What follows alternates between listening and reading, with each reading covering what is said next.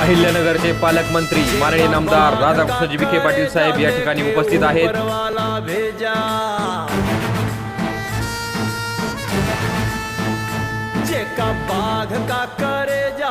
दहाड बुद्रुक गावची यात्रा जी सुरू झाली आहे त्यामध्ये सर्वांगीण योगदान हे माननीय नामदार राधाकृष्ण विखे पाटील साहेबांचं आहे। त्याबद्दल मी त्यांचे हार्दिक अभिनंदन करतो।